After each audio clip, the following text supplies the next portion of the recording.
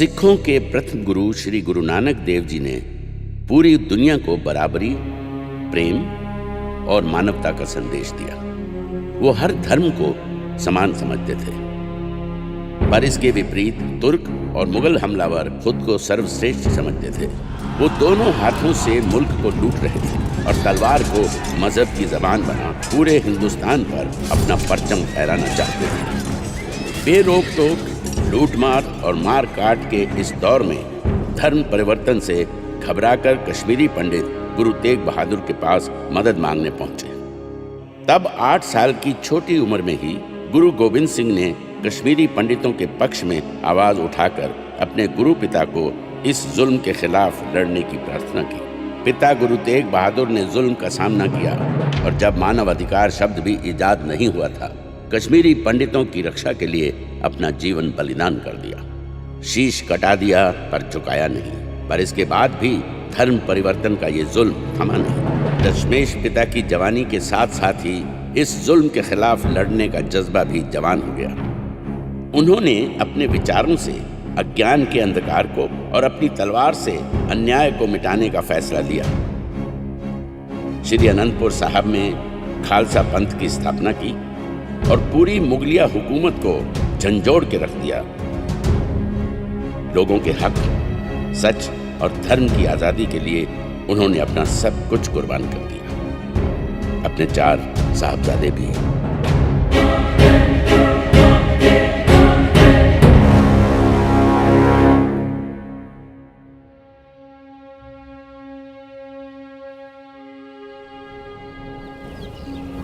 श्री अनंतपुर साहब एक और उछाले मारता दरिया सतलुज और दूसरी तरफ आसमानी रंग में खुला सरसा नदी का पानी।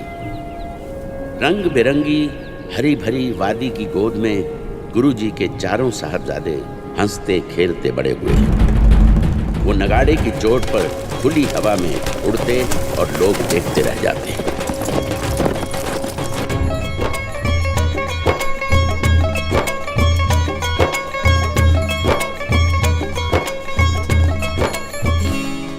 पिताजी ने हुक्म दिया है कि मुझे सफेद हाथी पर बिठाकर वीरों की दौड़ दिखाओ। मेरा भी तो नाम लिया था। हाँ, वो कहते थे कि फतेह सिंह को भी साथ बिठा लेना। पर मुझे तो जल्दी।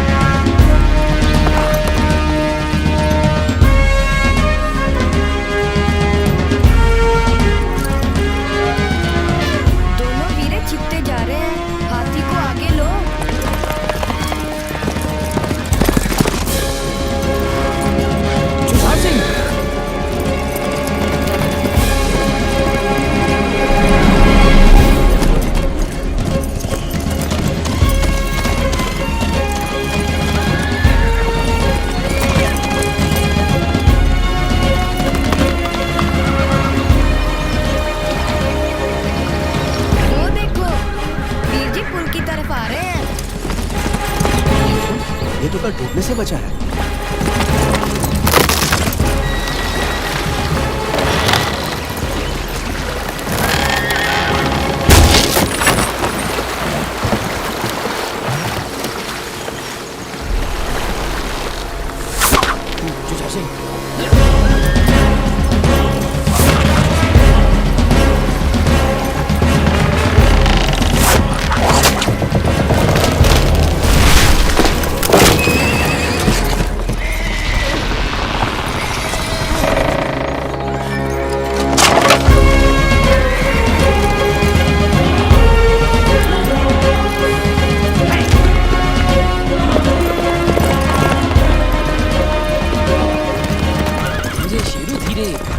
छोटे वीर से आगे नहीं निकलना।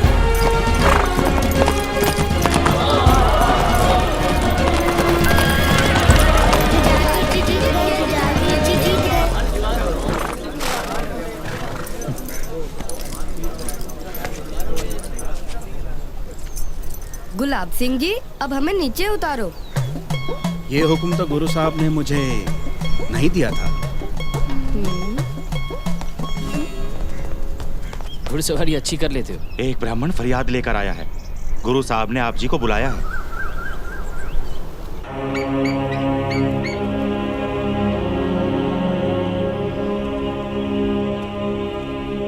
हे दशमेश पिता, मैंने बहुत दरवाजे खटखटाए, बहुतों के पास जाकर फरियाद की, पर किसी ने मेरी मदद नहीं की। मेरी नई नवेली दुल्हन का अभी तो चूड़ा भी नहीं उतरा था कि पठान उठाकर ले गया। बस अब तो आप ही मेरी मदद कर सकते हो। दशमेश पिता के दरबार से कभी कोई फरियादी खाली हाथ नहीं लौटा। जो हुक्म गुरु पिता। ਪਹਿਲਾ ਅਸ਼ਟਪਦੀਆਂ ਕਰ ਤੀਜਾ ਇੱਕ ਓੰਕਾਰ ਸਤਿਗੁਰ ਪ੍ਰਸਾਦ। ਜਿਨ ਸਿਰ ਸੋਹਨ ਪੱਟੀਆਂ मांगी पाए सिंदूर से सिर काती मुन्नियन गल विच आवे धूड़। हमारे मुल्क पर हुए बाबर के हमले का श्री गुरु नानक देव जी ने अपनी बानी में बताया है कि कैसे सुहागनों के सिंदूर मिट्टी में मिल गए, जिनके सर पर सुंदर पट्टियां थी कैसी उनकी बुरी हालत हो गई। लोगों के दर्द को अपने दिल में समोकर गुरु साहब ने बाबर को कहा था कि इतना कुछ देखकर भी तैकी दर्द ना आया। दादी माँ, इतना जालिम था बाबर, उसके राज में लोग इतने दुखी थे। ये जो दिल्ली के तख्त पर बैठा है, इसके राज में कौन सा कोई सुखी है? वीर जी, आप औरंगजेब की बात कर रहे हो ना? हाँ, उसी पत्थर दिल इंसान की। जुल्म करना तो जिसकी आदत बन चुकी है। जालिमों के जुल्मों के बारे तो तुम काफी जानते हो। दादी माँ जो गुरबानी सिखाती है वो भी तुम्हें याद है या नहीं? बानी तो सहज होती है गुरु माता, अपने आप कंठस्थ हो जाती है। हाँ गुरु माता, सुनो फिर। आद गुरु नमे, जुगाद गुरु नमे, सत गुरु नमे, श्री गुरुदेवे नमे। ये दोनों तो सही उतरे हैं जुझार सिंह। और तुम्हारी संस्कृत और फारसी की पढ़ाई कैसी चल रही है? गुरु माता, अब हम संस्कृत और फारसी बोलनी ही नहीं, लिखने भी जानते हैं। गुरु माँ, वीर जी तो अब घोड़े की लगाम अच्छी तरह खींच लेते हैं। अच्छा, अब तो मैदान जंग में चमकने वाली तलवार आपके बेटे के हाथों में खिलेगी। क्या सोचने लगी गुरु माँ? बेटा, शस्त्र धारण करके युद्ध में जाने से पहले जैसे तुम्हारा बड़ा भाई सोना गबरू जवान लगता है, तू भी वैसा ही लगा करेगा ना? गुरु माँ, आपके आशीर्वाद के बिना भला मैं मैदान जंग में कैसे जाऊंगा? तब खुद ही देख लेना। परमात्मा तुझे तेरे वीर की तरह शस्त्र विद्या में निपुणता बख्शे। तेरा कदका कैसा चल रहा है? ओह गुरु माँ, ये हमेशा मुझे अपनी बातों में लगा लेते हैं। दादी माता। हाँ, जाओ।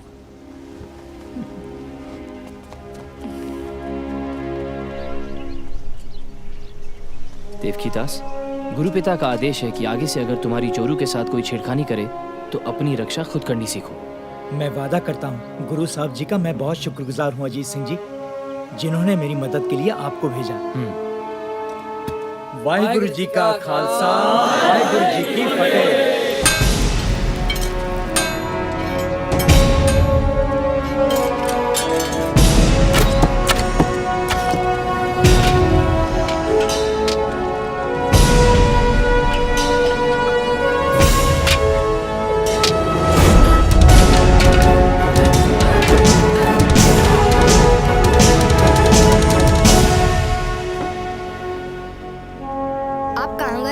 जुझार वीर जी ने तो आज कमाल कर दिया। मैं गुरु पिता को बताने गया था।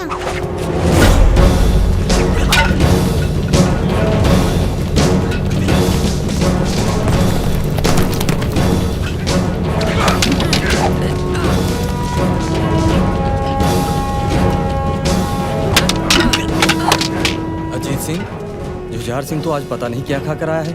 ये तो किसी के भी पाँव नहीं टिकने दे रहा। मेरा छोटा वीर अब जवान होता जा रहा है।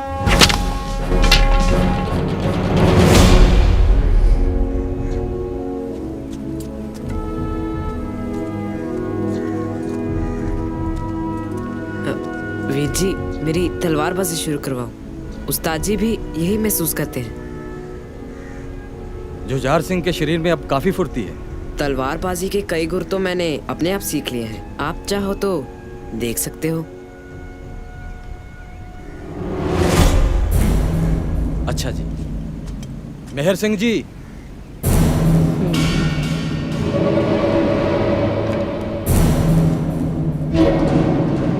ठहरिए, तलवार मुझे दीजिए। मेरे छोटे भाई ने कितने गुर सीख लिए हैं ये मैं खुद देखना चाहूंगा। बसाओ।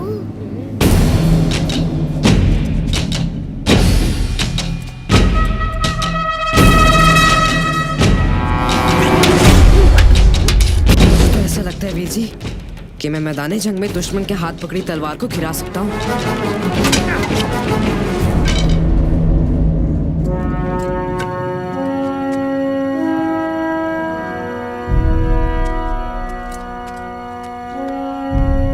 सोना भट्टी में तप चुका है, अब इसके कहने बनाना शुरू कर। लेकिन याद रहे, सिंह की कृपान कृपा करने के लिए उठती है, सुन करने के लिए नहीं। वीर जी, अब आप गतका जल्दी जल्दी सीखना, तभी मेरी बारी जल्दी आएगी। जाओ वीर जी, मैं नहीं बोलता आपके साथ। हमने मेरी तरफ की बात नहीं की, जो जारवीर जी का साथ दिया। कैसे भाई? उनकी शिकायत पर आप गुदगुदी करने लगे। मेरे मिर्चों वाले हाथ अपनी आंखों को लगाकर तो देखो पानी निकलता या नहीं। वीर जी, फतेह सिंह का दिमाग बहुत चलता है। हम इसे बाकी सेवकों की तरह संस्कृत पढ़ने काशी भेजेंगे। नहीं वीर जी, मैं आप सबको छोड़ के कहीं नहीं जाऊंगा। ठीक है, फिर नहीं जाना तो संगत की सेवा करनी पड़ेगी, भाई कन्हैया से भी बढ़कर। वीर जी, एक बार आप भाई कन्हैया जी के बारे में सुनाते सुनाते रुक गए थे, क्या बात थी वो? मैं बताता हूँ वीर जी। एक बार एक सिंह ने आकर शिकायत की, गुरुजी, युद्ध के बाद भाई कन्हैया जी जख्मी तुर्कों को भी पानी पिलाते हैं। भाई कन्हैया ने फिर कहा, गुरुजी, आपके सिंह शस्त्र चलाकर दुश्मन मारते हैं और मैं उनको पानी पिलाकर दुश्मन ही मारता हूँ। गुरु पिता ने मुस्कुरा कर कहा, कन्हैया, अब से मरम पट्टी भी साथ लेकर जाया कर। मैं भी गुरु पिता जैसा सन सिपाही बनूंगा। ये क्या गंगू, मैंने तुम्हारे पास बच्चों के लिए घी शक्कर भेजी थी, तू वैसे ही वापस ले आया? मैं क्या करता माता जी, आपके चारों लाल तो अंदर से दरवाजा बंद करके बैठे हैं। कहते हैं शाम तक हमें कोई ना बुलाए। ये जब भी चारों इकट्ठे होते हैं नया ही रंग ले आते हैं। माता जी, आपको पता है इस पर ये क्या करना चाहते हैं? कल मेरे पोते दरबार में उस आत्मा रूपी परमात्मा के बारे में गुणगान करेंगे, जिसके आने से धरती का अंधेरा छटा और रोशनी हो गई। वाहे गुरु वाहे गुरु वाहे गुरु वाहे गुरु वाहे गुरु वाहे सतगुरु नानक परगटया मिटी तुंद जग चानन हुआ। वाहे गुरु वाहे गुरु वाहे गुरु सत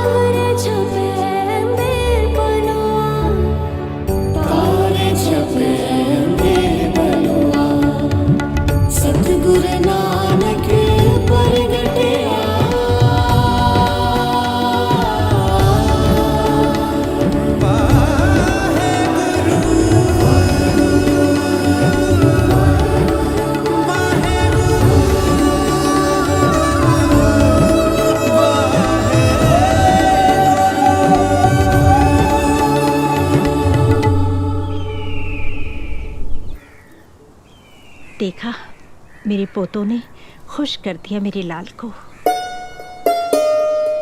ये खुशियों का मेला हमारे घर हमेशा हंसता बसता रहे।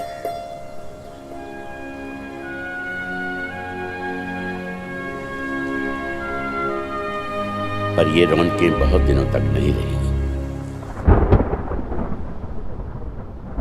मुगलिया सल्तनत लोगों को जबरदस्ती धर्म बदलने के लिए कहती थी और दशमेश पिता का सजाया खालसा पंथ उसका विरोध करता था।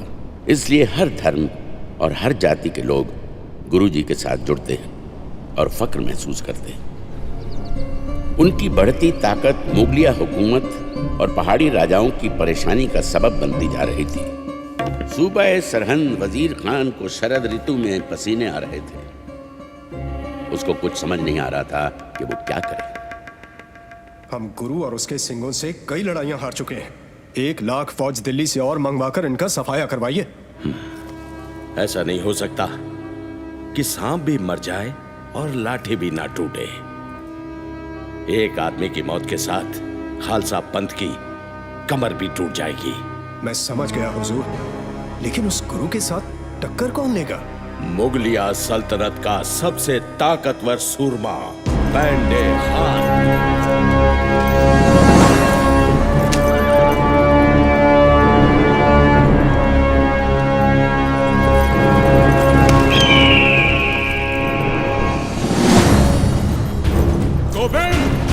अपनी फौजों को क्यों मरवाता है?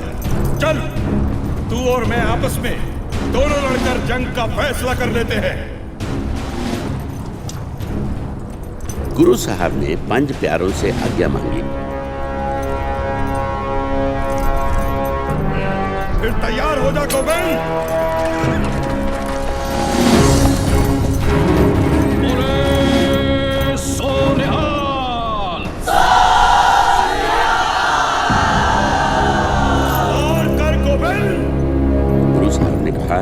खालसा कभी पहले वार नहीं करता।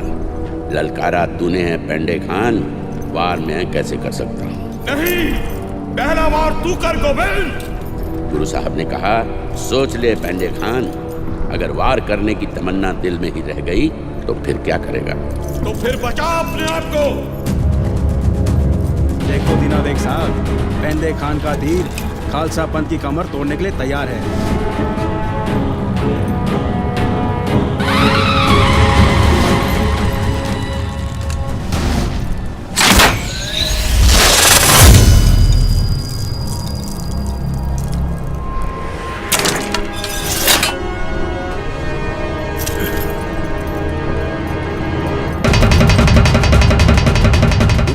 फिर निशाना लगाने से पहले वाहेगुरु जी को कहा, नर में हर है, हर में नर है, हे निरंकार, हर इंसान में तू आप है, पर इस वक्त मेरे तीर के सामने किसी का अहंकार है।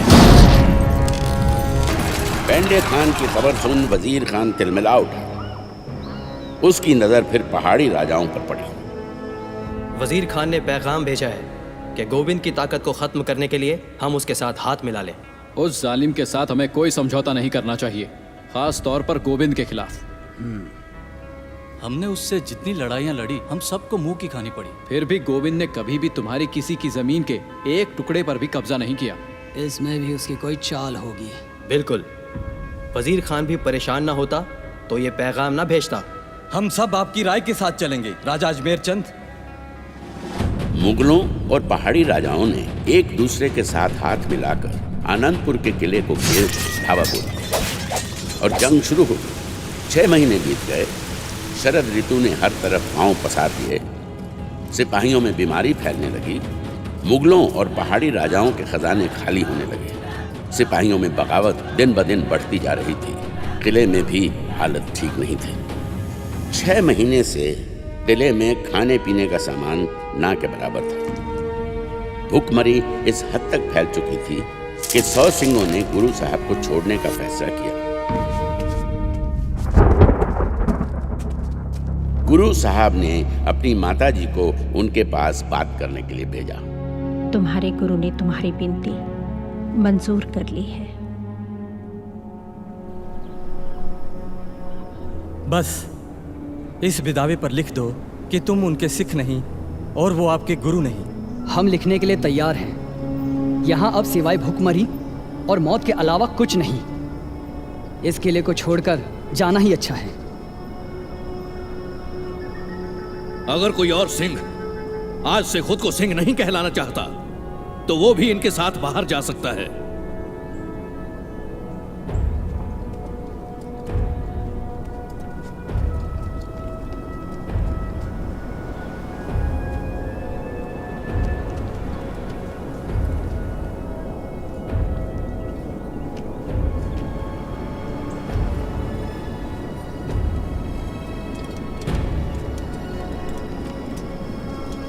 सौ सिंह छोड़कर जाना चाहते थे पर सिर्फ 40 ही गए।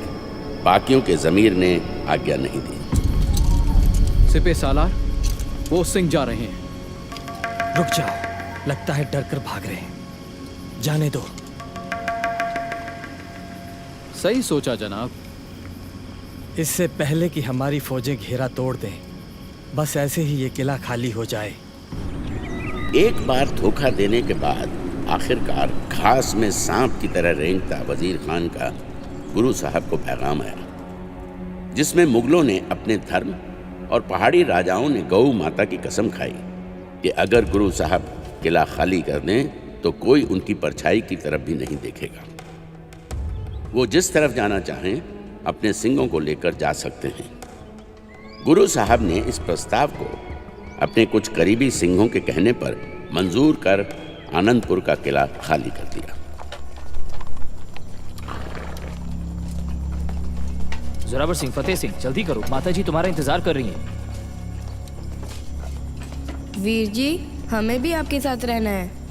तुम दादी माता और माताजी के साथ रहो और उनका ख्याल रखो। फिर आप हमारे साथ आ जाओ, हम चारों मिलकर उनका ख्याल रखेंगे। नहीं फतेह सिंह, हम आखिरी दल के पीछे सबकी रखवाली करते चलेंगे। अब जहाँ डेरा लगाएंगे वहीं मिलेंगे। अगर आप ना आए? आप जहाँ होंगे ना, हम पीछे पीछे आ जाएंगे। अच्छा ठीक है, अब चलो। वीर जी, जोर से जप्फी डालने को दिल करता है। मेरा भी।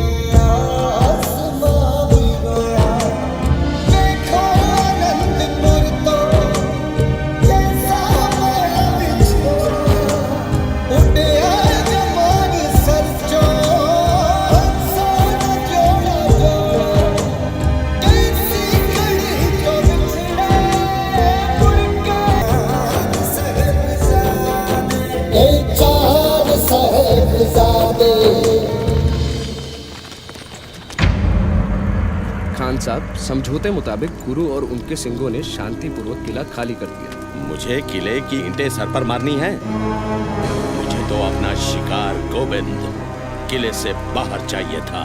इच्छा तो पूरी हो गई, अब सोच क्या रहे हैं खान साहब? हम ये नहीं कर सकते। हमने अपने धर्म और इन्होंने अपनी गौ माता की कसम खाई है। कसम?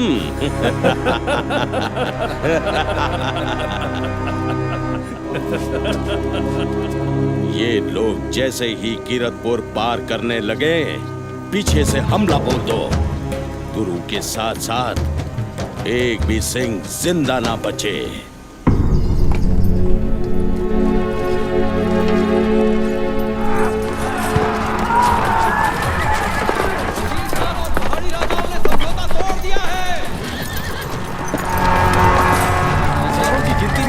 हमारा पीछा कर रही है। कोई परवाह नहीं, हम मोर्चा संभालते हैं। पर मोर्चा कहाँ संभालें अजीत सिंह जी? हम सैकड़ों में और दुश्मन हजारों। वो सामने दो पहाड़ियों से हजारों की गिनती में दुश्मन वहां से एक साथ नहीं निकल सकते। आओ। साथ संगत जी, गुरु साहब का आदेश है कि अमृत वेले को देखते हुए आशा दीवार दे दीवान सजाए जान।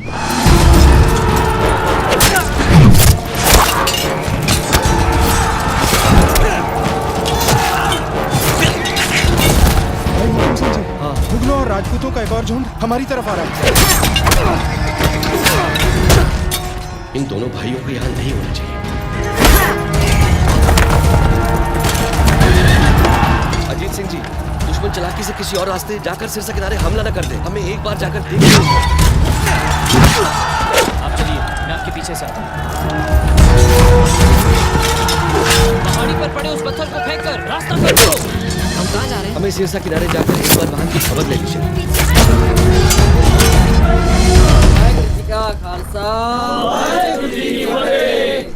भाई दया सिंह जी, हमारे आधे से ज्यादा सिंह शहीद हो चुके हैं। आपके साथ औरतें और बच्चे हैं। सिरसा का पानी चढ़ता जा रहा है। आप इनको नदी पार करवाना शुरू करो और अजीत सिंह जी को। अजीत सिंह जी नहीं आए, उनको इस जंग से बाहर लाना होगा।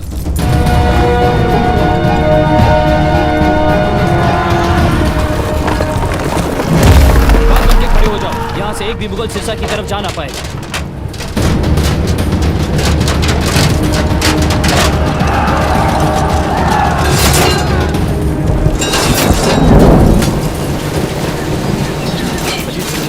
सिरसा नदी का पानी चढ़ता जा रहा है। गुरु पिता ने आपको वहां बुलाया है। जी।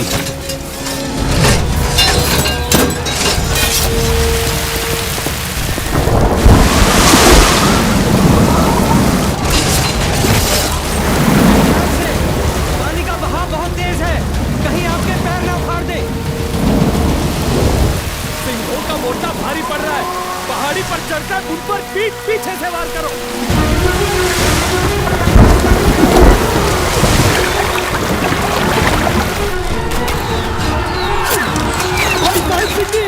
पीछे से वार हुआ है।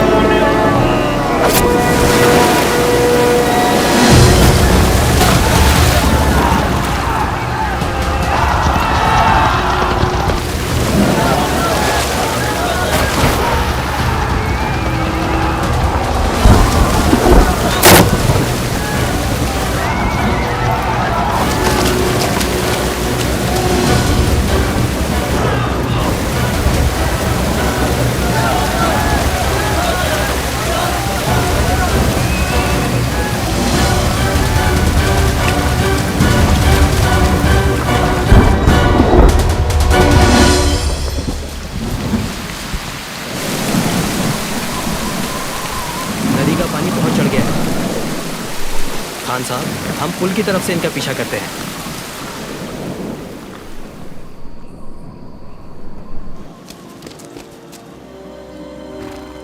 माताजी,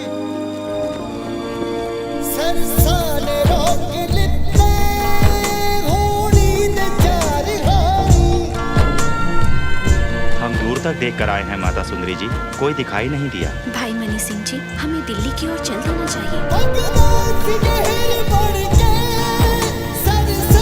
एक बार फिर देख कर आता हूँ, शायद अजीत वीरा या कोई और मिल जाए। यहाँ रुकना खतरे से खाली नहीं है माताजी। चलिए निकल चलते हैं। चलो बच्चों, गंगू ठीक कहता है, जैसी वाहिगुरु की मर्जी।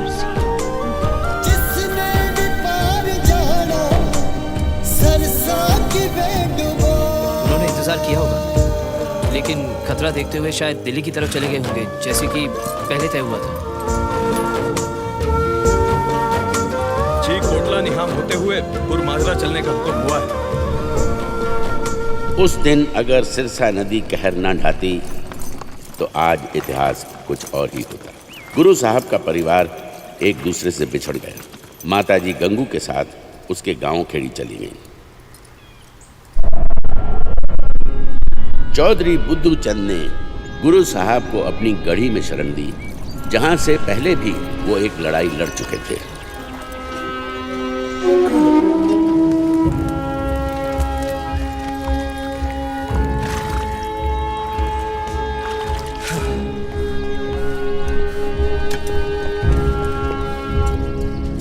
गढ़ी काफी ऊंची जगह पर बनी हुई है। इसके 4 दरवाजे हैं। इन 3 दरवाजों से दुश्मन का आना जाना मुश्किल ही नहीं, असंभव है।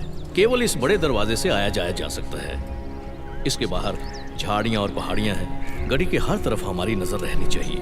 पर इस दरवाजे की ओर खास तौर से नजर रखनी पड़ेगी, क्योंकि दुश्मन अगर हमला करेगा तो इस तरफ से ही करेगा। हिम्मत सिंह जी, गढ़ी के चारों दरवाजे पर पहरेदार तो लगा दिए हैं, पर साधन फिर भी सीमित है। लेकिन हौसले तो बुलंद हैं। सुनकर खुशी हुई। अच्छा हुआ कि रास्ते में और हथियार ले लिए। बिल्कुल सही। आओ गुरु पिताजी के पास चलते हैं। हम लोगों को यहाँ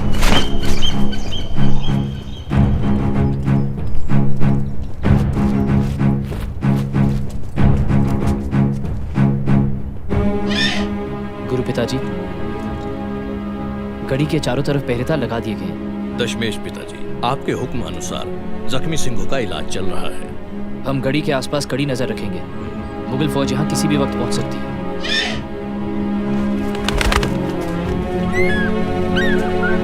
अजीत सिंह जी, हम असली पहरेदार को तो भूल ही गए थे।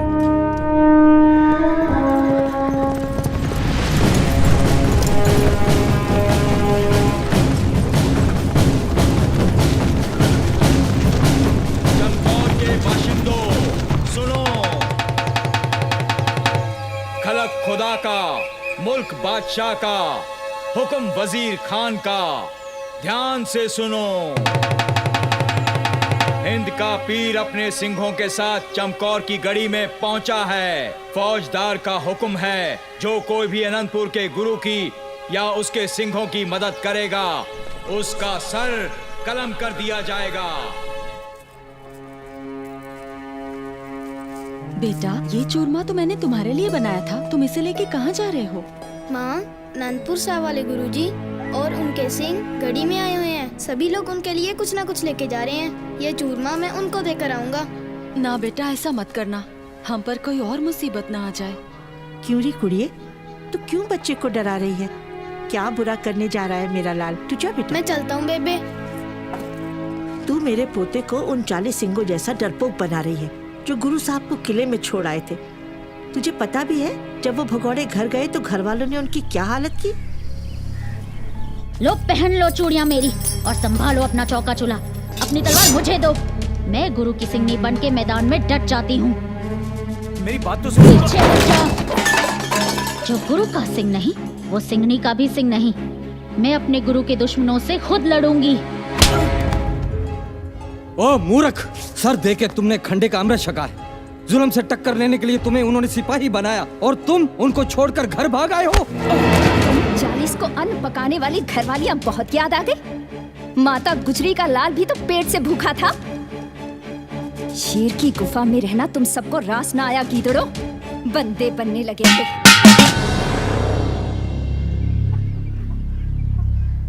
माफ करना माँ जी, बेटे के मोह ने मुझे कमजोर बना दिया और मैं सिंगनी होने का फर्ज भूल बैठी।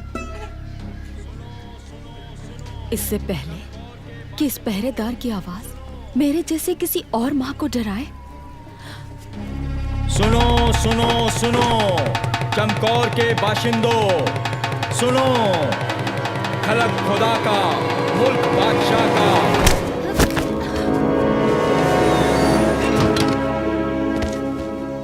हे वाहिगुरु, सब पे मेहर कर।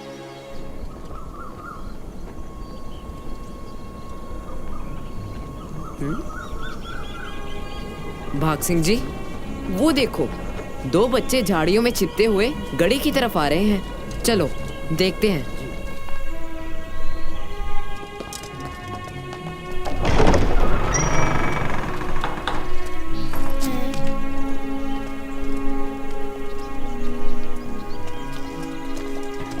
कौन हो तुम? हमने सुना है कि अनंतपुर साहब वाले गुरुजी फिर से गढ़ी में आए हुए हैं और मैं उनके लिए चूरमा लेकर आया हूँ। मैं शिकर। मुगलों ने तो गांव वालों को कहा हुआ है कि हमारी कोई मदद ना करे। तुम्हें डर नहीं लगा? अगर गुरु साहब मुगलों से नहीं डरते तो फिर हम भी किसी से नहीं डरते। सिंह जी, इनकी सौगात जाकर गुरुजी के चरणों में रख दो। ये कौन है? ये गुरु साहब के छोटे साहबजादे हैं। अच्छा, हमें भी अपने छोटे भाई समझकर अपनी सेना में भर्ती कर लो।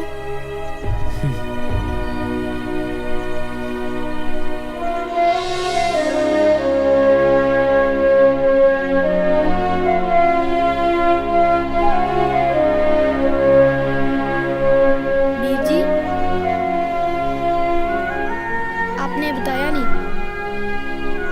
हमारी भूख और प्यास की चिंता की और खतरा मोल लिया।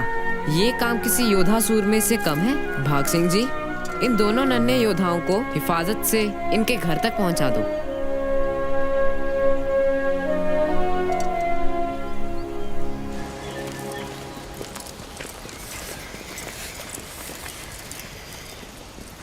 बस माता जी, कुछ आधा कोस और होगा।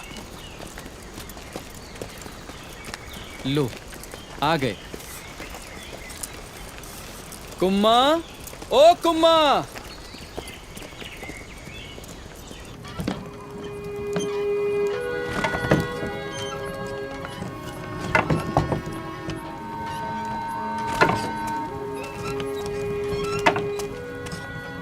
क्या सोच रहे हो जुझार सिंह? छोटे भाइयों की याद आ गई थी वीर जी। सरसा नदी के पानी को पता नहीं क्या सूझा, आज के दिन ही इतना चढ़ना था। फिक्र मत करो जुझार सिंह, माताजी और कुछ सिंह साहब हैं उनके साथ। अब तक तो वो दिल्ली पहुंच गए होंगे। गंगू, ख्याल रखना, नदी के साथ लगती पगडंडी पकड़ लेना, वो सीधा तेरे गांव खेड़ी को जाती है। पर चौड़ा रास्ता आसान नहीं और छोटा भी है, पर खतरे से खाली नहीं। उस रास्ते मुगल सेना आती जाती रहती है। वे गंगू, कुमार ठीक कहता है, रास्ता मुश्किल सही, पर हमें बच के चलना चाहिए। हम गुरु पिता, गुरु माँ और वीरों के पास कब पहुँचेंगे? हम सभी अलग अलग रास्ते की तरफ इसलिए हो गए हैं ताकि दुश्मन को गुमराह कर सकें। जैसे ही माहौल ठीक होगा, अजीत वीर जी हमें आकर ले जाएंगे, है ना दादी माँ? बस वो आप किसी मुसीबत में ना हो।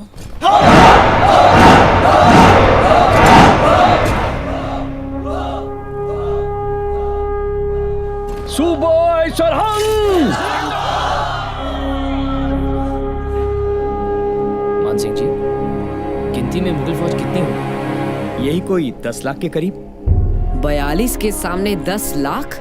सिंहों के जोश से कितना डरती है मुगल फौज। वाह जुझार सिंह वाह! माँ पर तीर, पिता पर घोड़ा, ज्यादा नहीं तो थोड़ा थोड़ा, पर तुम तो थोड़े से भी कहीं आगे निकल गए। 1.25 लाख से 1 लड़ाऊं, तबे गोविंद सिंह नाम कहाऊं। अब बताएंगे दुश्मनों को कि 1 सिंह 1.25 लाख के बराबर कैसे होता है। बोले सोनिहाल!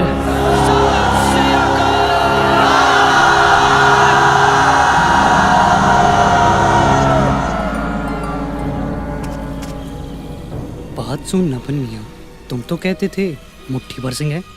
मुझे तो 100 की खबर थी, पर उनके जयकारे ने तो कान के पर्दे फाड़ दिए। मुझे तो ज्यादा लगते हैं। और सिंह आ गए होंगे। वो कितने होंगे? 100, 500, 1000? हम लाखों में हैं। मैं जनाब वजीर खान के साथ मशवरा करके आता हूँ। जाओ। तुम जाओ। मैं तो इतना जानता हूँ कि इनमें से कल एक भी नहीं बचेगा। गुरु साहब जानते थे उस रात को भला कैसे सोते। सोचते हुए गुरु आराम करती हुई फौजों में आए, सोए हुए बच्चों के जैसे खुद पिता आए।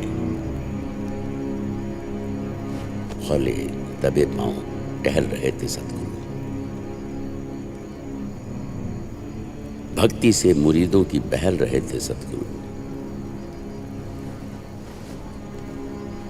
देखते हर एक को गुरु दीदारे तरसे।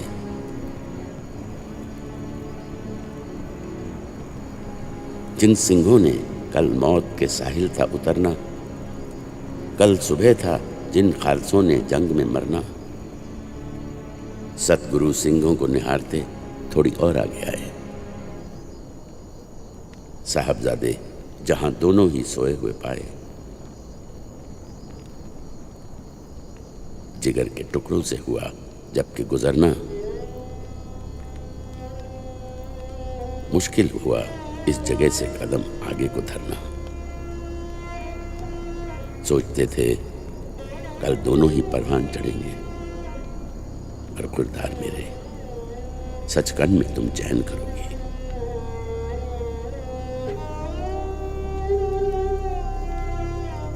हमें शहादत का बड़ा शौक है वाहिगुरु। सब कुछ है तेरा, कुछ भी ना मेरा है वाहेगुरु। चुमा कभी हलकूम दहन चूमने बैठे,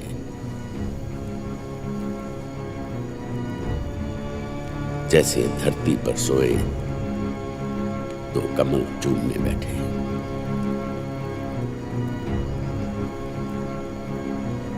सर ठीक किए सरके हुए, जख्म भरे मरहम से।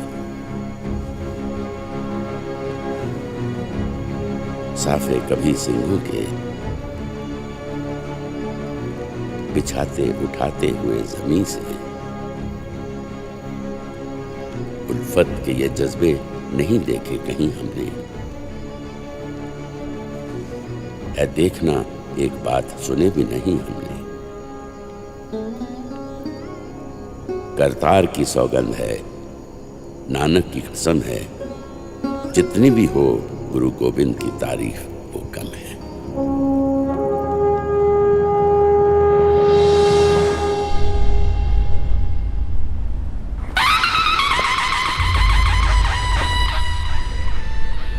सिपाहियों, हमला करो।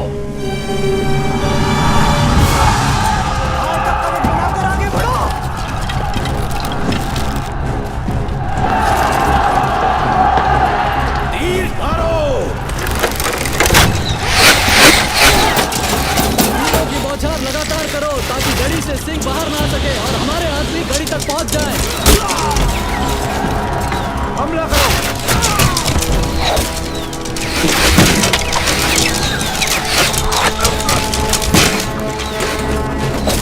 गड़ी के दोनों कोनों पर जाके इनके पैरों पर तीर मारते हैं।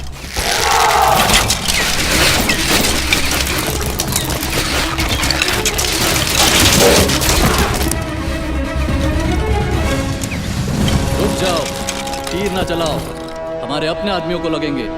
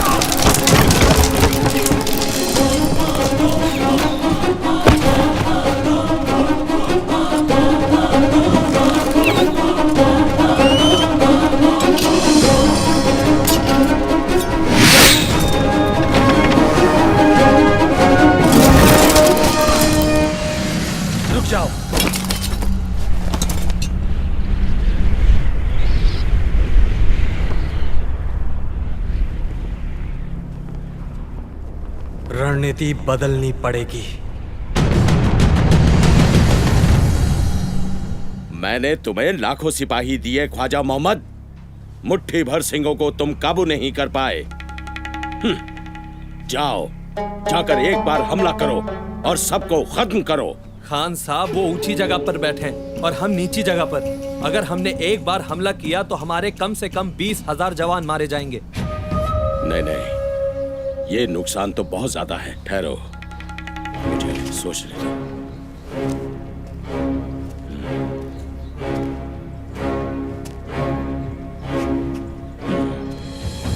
ऐसा करो, उनकी तीरों की मार से तुम सब 10 गज दूर रहो।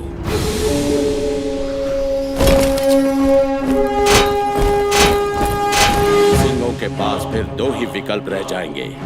या तो गड़ी के बाहर आकर हमारे साथ लोहा लेने से पहले ही हमारे सिपाहियों के तीरों की भेंट चढ़ेंगे, या अपने गुरु समेत मेरे सामने आकर घुटने टेक देंगे।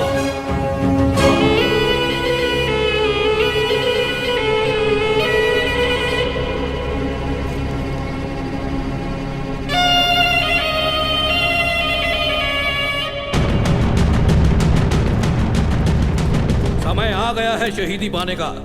मुगल गड़ी को घेर कर बैठ गए हैं। उनको पता है कि हमारे पास खाने पीने का सामान सीमित है। गुरु साहब का हुक्म है, हमें गड़ी से बाहर जाकर लड़ना होगा। ठीक है, हम एक बार जाकर हल्ला बोल देते हैं। कम से कम सैकड़ों को धरती पर लिटा देंगे। हम सैकड़ों नहीं, हजारों को मारेंगे, लेकिन जैसे गुरु पिता का हुक्म है कि 5-5 सिंहों का जत्था मुगलों से युद्ध करने के लिए कड़ी से बाहर जाएगा। हम उनको इतना नुकसान पहुंचाएंगे जितना उन्होंने सपने में भी नहीं सोचा होगा। पहला जत्था लेकर मैं जाऊंगा। मेरे साथ 4 सिंह जाने के लिए तैयार हो जाए।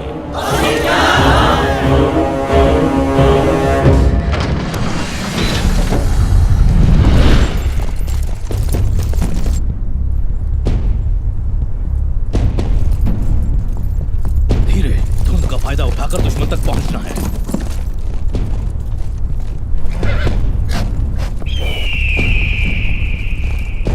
लगता है सिंह आ रहे हैं। तू जाकर देख, तू जाकर देख।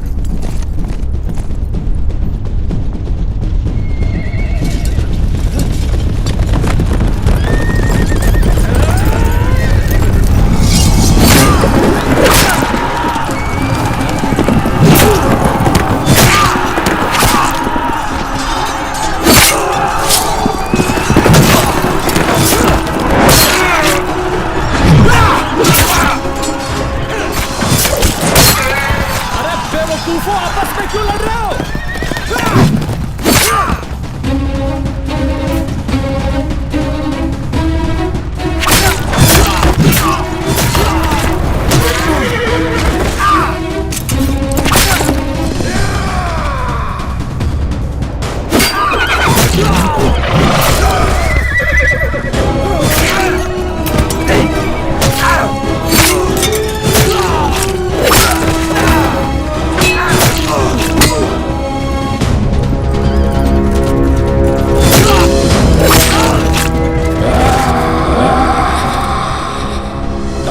बंद करो इसकी।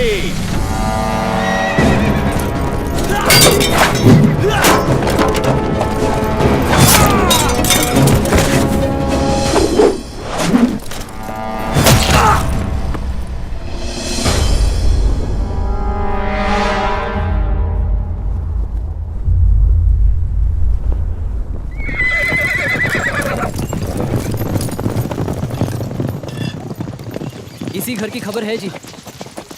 कोई है?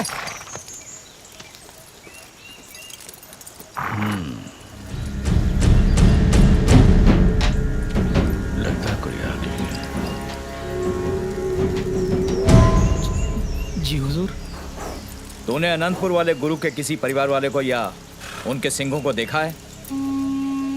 आपके पहले एक टोली आपके सिपाहियों की आई थी और वो भी यही पूछ रहे थे। मैंने उनको भी यही बताया था कि मैंने कोई सिंह नहीं देखा। लगता है बशीर खान की टोली होगी। चलो हम नदी किनारे छोटे वाले रास्ते से चलते हैं, वो हमें जल्दी मिल जाएंगे। छोटे रास्ते। हे वाहिगुरु, रक्षा करना। माताजी यहाँ थोड़ी देर आराम कर लीजिए।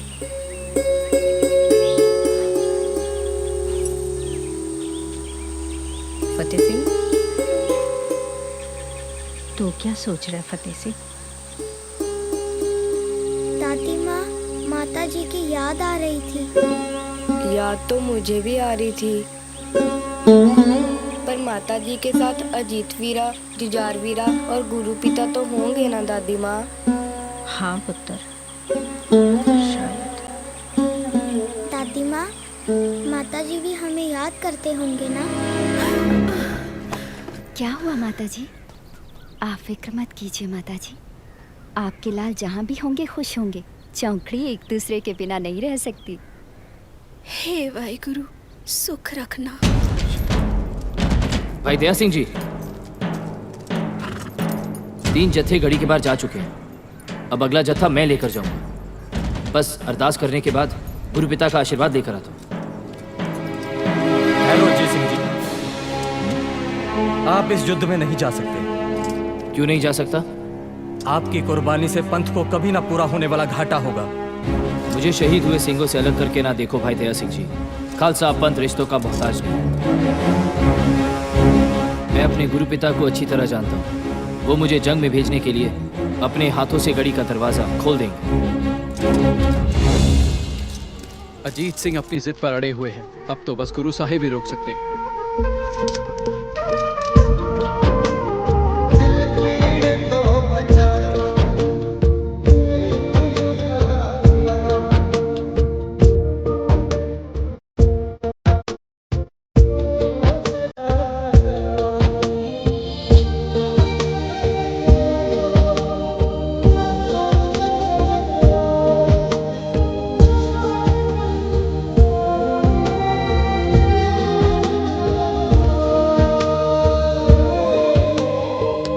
कृपान आइए ना। हाँ, इसलिए मैं गुरु पिताजी की बड़ी नहीं छोटी तलवार लेके जाऊंगा।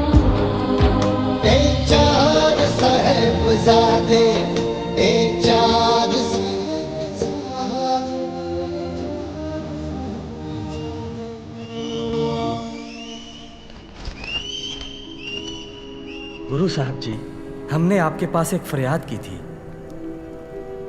लेकिन हमारी बात का आपने कोई जवाब नहीं दिया।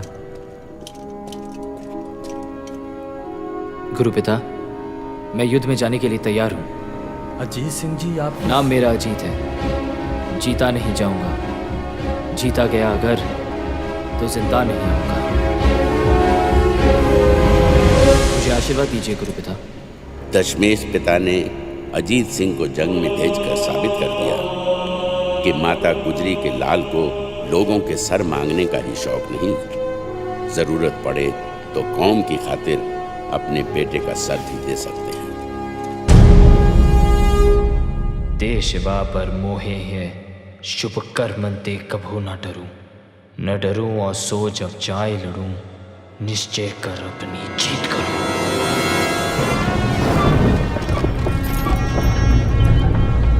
चलो।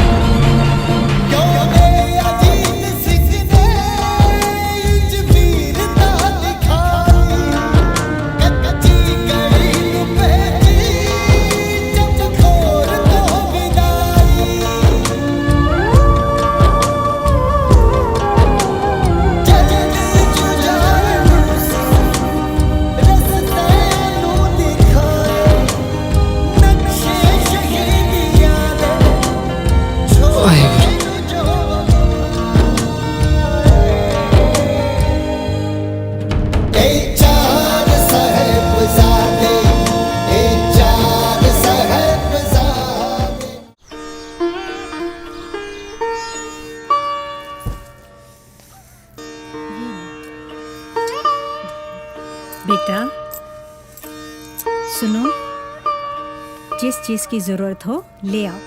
मोहरे और चाहिए तो मुझसे ले लेना।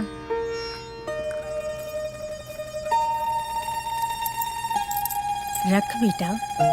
माता जी, यहाँ भी तो सब कुछ आपका ही है ना, ये तकलीफ मत कीजिए, मैं रोटी बनाती हूँ।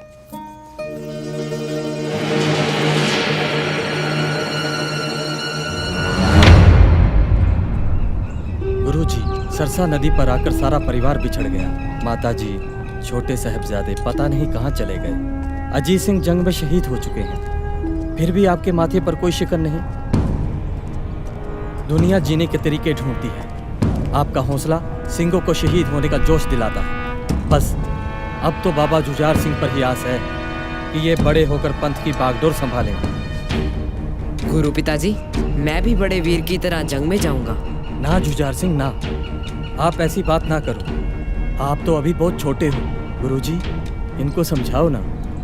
मैं सेवा सिंह से कहता हूँ, ये अगला जत्था वो लेकर जाएगा। जत्थेदार जी, मानता हूँ कि मैं तलवारबाजी में पूरा निपुण नहीं, पर अनजान इतना भी नहीं कि 8-10 को मारकर मर न सकूं। गुरु पिताजी, आप मुझे आशीर्वाद दो।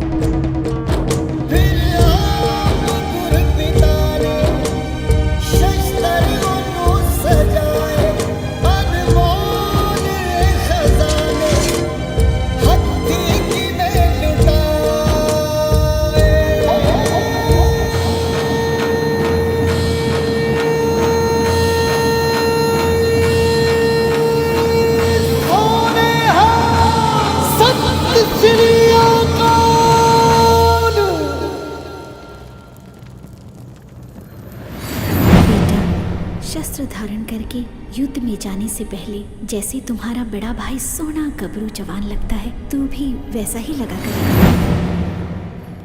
आपके आशीर्वाद के बिना भला मैं मैदान जंग में कैसे जाऊंगा, तब खुद ही देख लेना।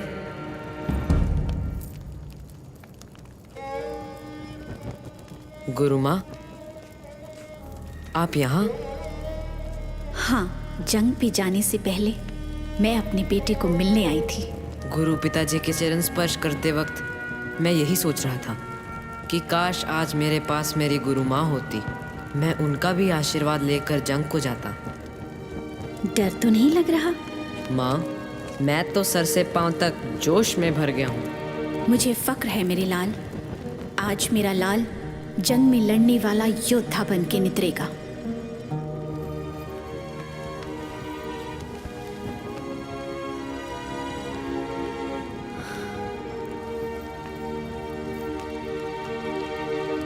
माँ, आपकी आंखों में आंसू? ये आंसू नहीं, आशीर्वाद है बेटा।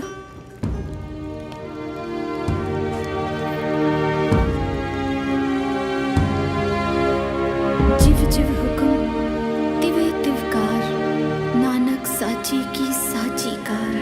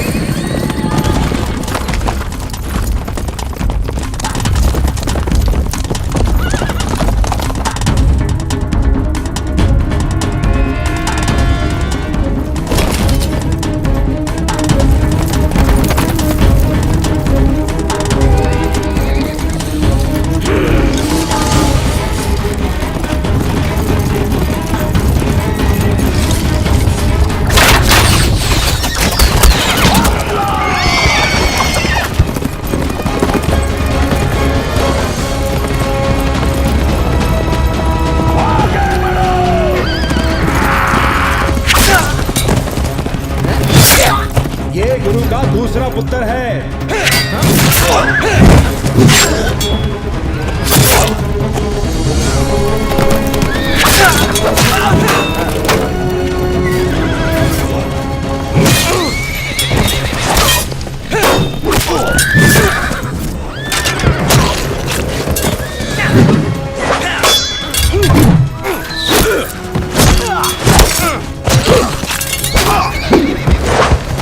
गत्का खेलें। दूध के दांत अभी टूटे नहीं और सुरमाओं से लड़ने आ गया है। बहुतों का शिकार कर चुका हूँ और 20 का भी और करूँगा।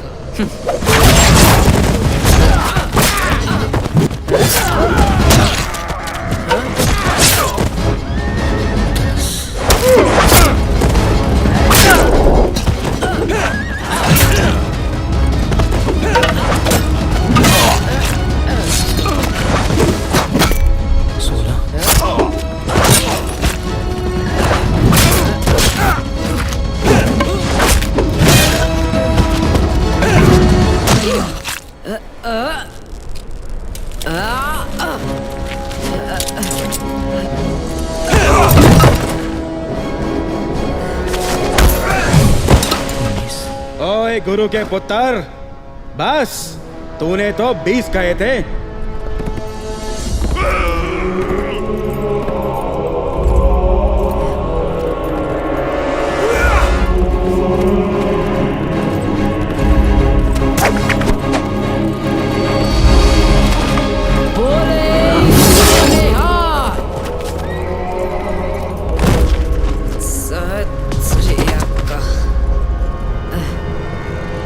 चलो।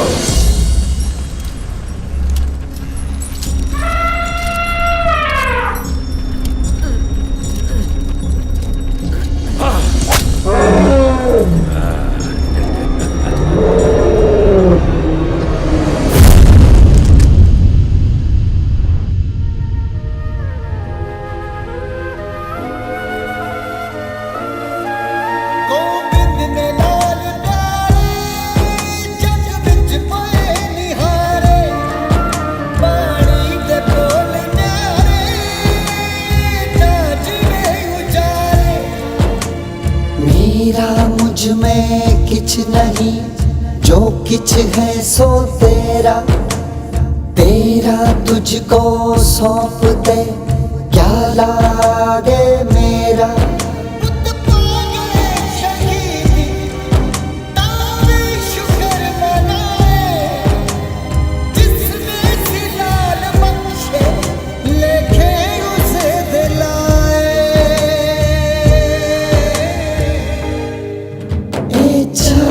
साहेबजादे, ए चार साहेबजादे।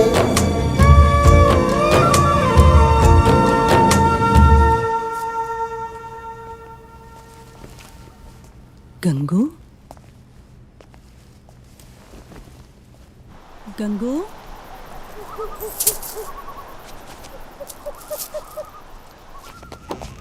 माताजी, लगता है कोई चोर आपकी गठरी ले गया। कोई बात नहीं बेटा, उस चोर की भी कोई मजबूरी होगी। पर माताजी, उसमें तो आपका सब कुछ था। नहीं बेटा, मेरा सब कुछ तो मेरे पास है। नहीं नहीं माताजी, मैं जाकर कोतवाली में शिकायत करता हूँ। रहने दो बेटा, आजकल चोरों से ज्यादा लोग कोतवाली में लूटे जाते हैं। जैसे बोलो माताजी। कोतवाल आया तो मेरा खजाना ही ले जाएगा। सही कहा था सिंगों ने, बंद मुट्ठी खुले हाथ की सारी उंगलियां तोड़ देती है। इनके गुरु में जरूर कोई रूहानी ताकत है। कोई रूहानी ताकत नहीं हैदर मियाँ, मैदान जंग में फतेह जिगर वालों की होती है। वजीर खान को कहो अपने बच्चों को जंग में भेजकर दिखाए।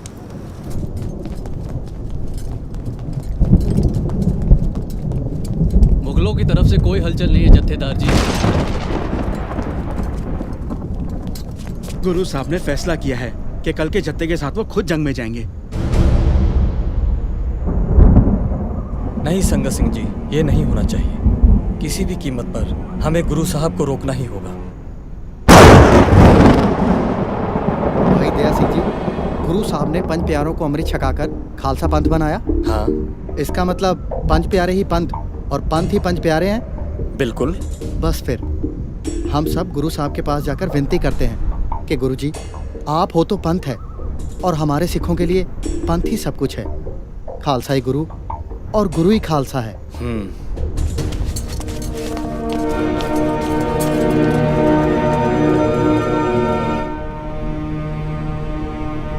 गुरु साहब जी, पंच प्यारों को खंडे बाटे का अमृत छकाकर आपने ये अधिकार उनको दिया था कि जब कभी भी पंथ के सामने सवाल उठे तो पंच प्यारों के फैसले को अटल माना जाएगा। हम पंच प्यारे आपके बनाए खालसा पंथ की लोकतांत्रिक नीति को बरकरार रखते हुए कौम के हित के लिए अपने गुरु से विनती करते हैं कि वो गड़ी छोड़कर चले जाएं।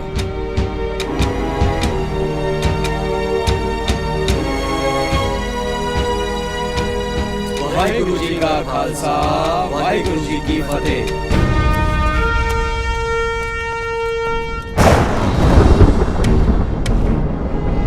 उस रात गुरु साहब अपने किसी सिंह को अपनी पोशाक पहनाकर गढ़ी से एक आम आदमी की तरह निकले।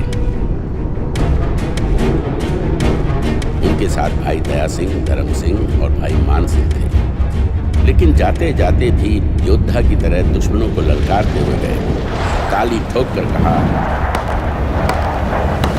हिंद का पीर जा रहा है, कोई रोक सकता है तो रोक ले। ये सुनकर मुगलों में भगदड़ मच गई। तूफान के कारण मशालें बुझ गई। कौन है? कौन है उधर? उधर से आवाज आई, सुना? अरे कुछ दिखाई नहीं दे रहा है, इसे सुनाई भी नहीं दे रहा है। घनी काली रात थी, किसी को समझ में नहीं आ रहा था कि क्या हुआ। मैंने शायद ठीक सुना है, फौजदार को जाकर कहता हूँ। अगली सुबह चमकौर साहब में घमासान युद्ध हुआ। जिस सिंह ने गुरु साहब की पोशाक पहनी थी, उसको देखकर फौजदार को लगा उसने गुरु साहब को मार दिया। वजीर खान खुशी से नाच उठा। ओए मूर्खो, ये गुरु नहीं कोई और है। जाओ जाकर गढ़ी का कोना कोना छान मारो। खान साहब, गढ़ी में तो कोई नहीं, बस गुरु का एक नीला घोड़ा और 4 अरबी घोड़े खड़े हैं। इसका मतलब है कि वो एक बार फिर हमारी आंखों में धूल झोंक कर निकल गया। गुस्ताखी माफ खान साहब, गुरु तो जोर से आवाज देकर गया है।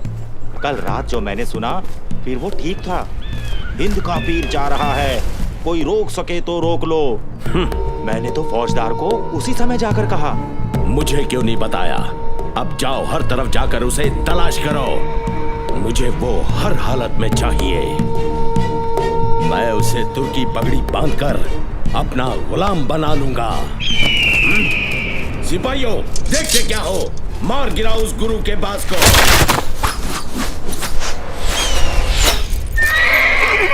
आपकी इज्जत पर हाथ डाला है जनाब, छोड़ेंगे नहीं।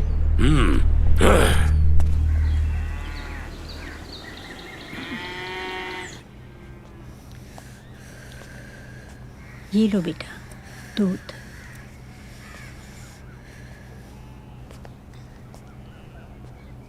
दादी माता, गंगू अजीत वीरे को संदेश पहुंचा के आ गया।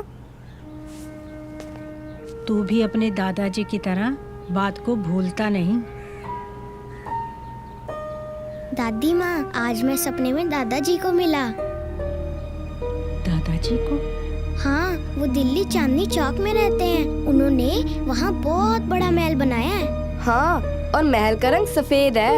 हाँ हाँ, सफेद ही है। गल सुनो, तुम दोनों ने एक ही सपना कैसे देख लिया? ये छोटू शैतान है माँ, इसने छिपकर मेरे सपने को देखा होगा। दादी माँ, पहले मैंने बताया ना आपको, इन्होंने छिपकर मेरा सपना देखा है। चल बता, वहाँ और कौन कौन था? अजीत वीर जी और जुझार वीर जी। हाँ, ये बिल्कुल ठीक कहते हैं माँ जी। अजीत वीर जी और जुझार वीर जी भी वहीं रहते हैं। जुझार वीर जी ने तो कद का छोड़ दिया और आजकल वो तलवारबाजी सीखते हैं। हाँ दादी माँ, और अजीत वीर जी ने मुझे कहा कि सरहद के इलाके में कुछ दीवारें बहुत पुरानी हैं, बाबर से भी पहले की। तुम और फतेह सिंह ध्यान से खेला करो, कहीं कोई दीवार तुम दोनों पर ना गिर पड़े। ना पुत्र, शुभ शुभ बोला करो। इस तरह के बुरे अल्फाज नहीं जुबान से निकाला करते। हे वाहिगुरु, सुख रखें।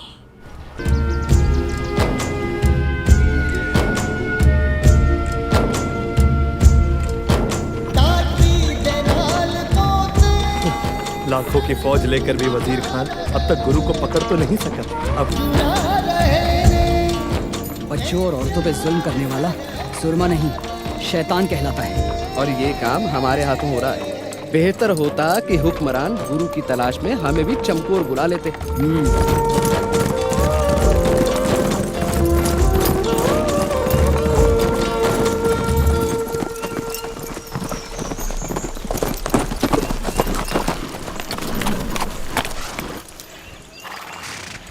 ओए, तुम कहाँ जा रहे हो?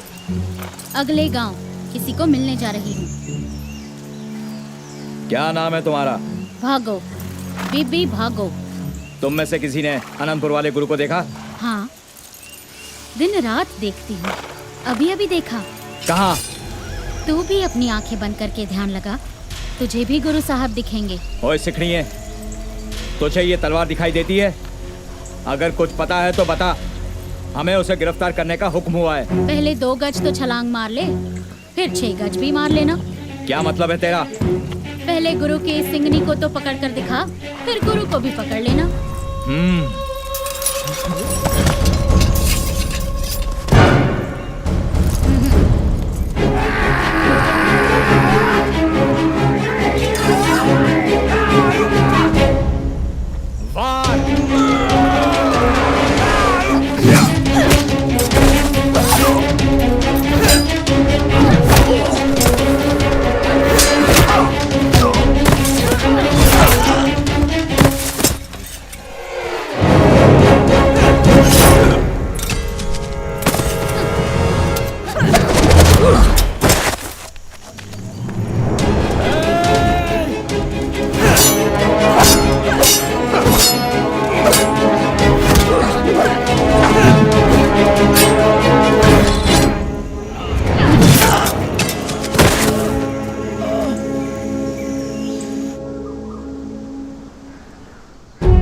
कलगीधर प्रीतम को बेदावा लिखकर देने वालों, जाओ गीदड़ों की तरह अपने घरों में छिपकर बैठ जाओ। जिन सिंहनियों ने बलवान शेरों को जन्म दिया है, वो पबक मारकर जालिमों के भी सीने चीर सकती हैं। बोले सो निहाल। अगर थोड़ी सी भी आपको शर्म है तो डूबकर मर जाओ, नहीं तो जाकर अपने गुरु के चरण पकड़ो और माफी मांगो। हम 40 ने ना माफी और गलती की है। साहिब मेरा नीत नवा, सदा सदा दातार, मेरा दातार तो बख्शनहार है। माता जी, हमें उस दातार परम कृपा निधान जी के चरण शरण ले जाओ। जरूर लेकर जाऊंगी, मैं तुम्हें उनसे मिलवाऊंगी। दिल जब अंतर्ध्यान होकर अपनी आंखों से देखता है तो मुझे अपने गुरु के साक्षात दर्शन होते हैं। हमारी उनसे मुलाकात जल्द होगी।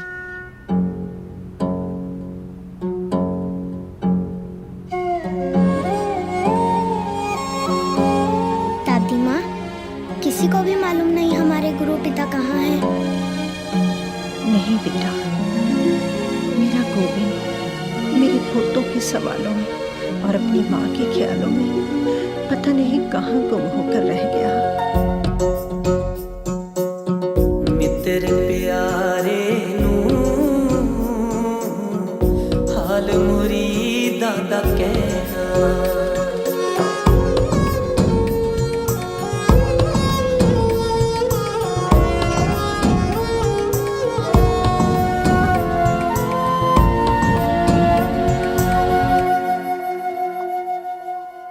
तुद बिन रोग रजाइयां दा ओढ़न, नाग निवासां दे रहना, नाग निवासां दे रहना।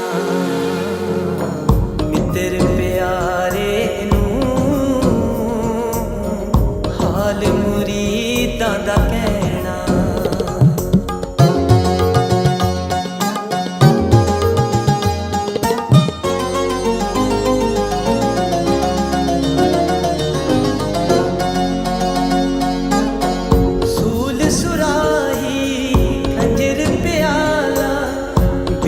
कसाइयां दा सैना, बिंग कसाइयां दा सैना। मित्र प्यारे हाल मुरीदां दा कहना।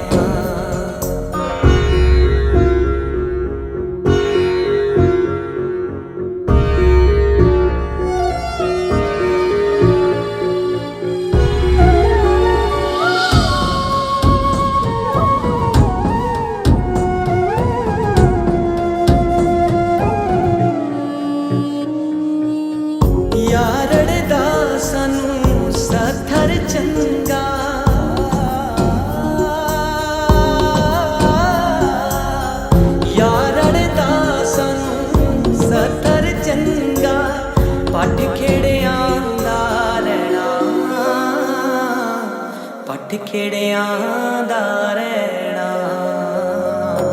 मित्र प्यारे नूं हाल मुरीदां दा कहना।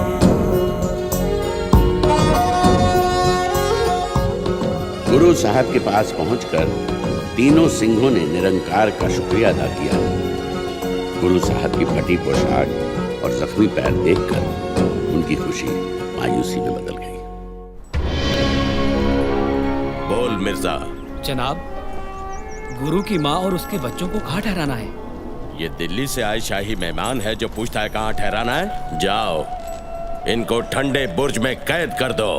माफ करना जनाब, बुर्ज की सर्द हवाओं से तो अच्छे भले आदमी के भी हाथ पांव नीले हो जाते हैं। तुमने शायद सुना नहीं, सिंह कहते हैं कि उनका खून गर्म होता है, फिर उनको भला ठंड कैसे लगेगी। और ऊपर से ये हिंद के पीर का कुटुंब है, इनको किसी चीज की कमी नहीं, इसलिए तू इनको कुछ नहीं देगा। कोई बिस्तर नहीं, पानी नहीं, रोटी का टुकड़ा भी नहीं।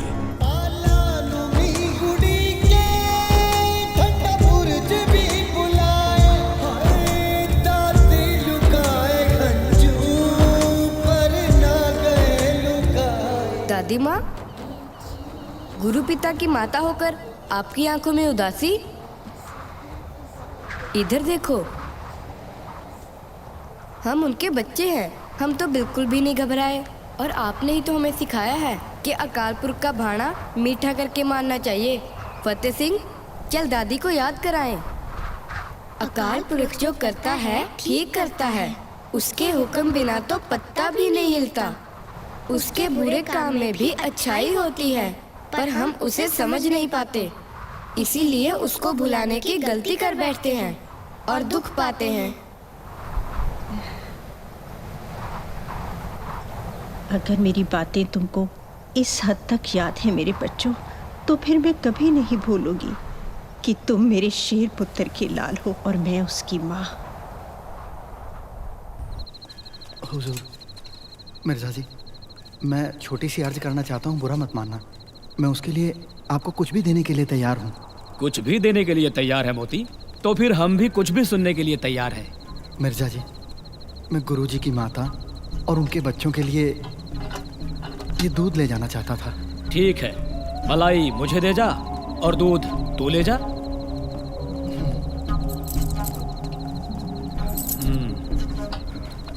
ओए मोती रुक, इस मलाई का मक्खन कैसे बनेगा? चल वापिस। खान साहब, आज मेरे पास यही है, कल मैं अपनी घरवाली के सारे गहने ले आऊंगा। चल गहने ले आएगा। हाँ। वो तो आज के हिसाब में गिने जाएंगे, कल के हिसाब में क्या देगा? कुछ तो करूंगा ही। कल गहने याद से ले आना, जा। हे वाहेगुरु, माता जी और बच्चों की सेवा देने का तेरा लाख लाख शुक्र है। माता जी, आपके और बच्चों के लिए दूध लेकर आया हूँ। मोती की ये छोटी सी सेवा कबूल कर लो। हाँ।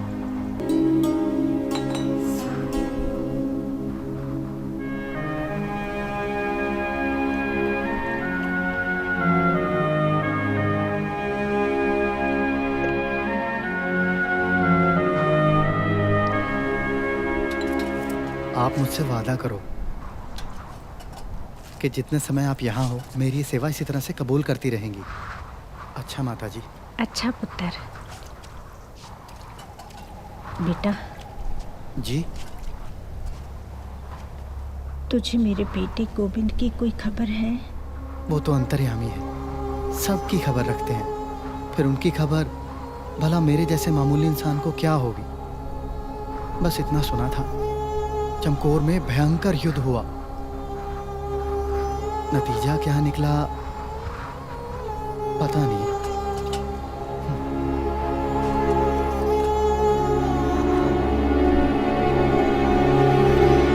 माता जी, एक बात समझ में नहीं आई। कौन सी बात?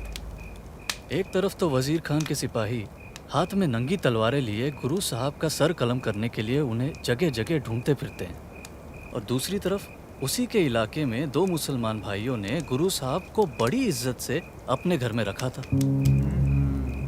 बंदे बड़े नेक हैं। नेक हैं और अनेक हैं। अनेकों उनके भगत हैं, सैकड़ों उनकी फौज में सिपाही हैं।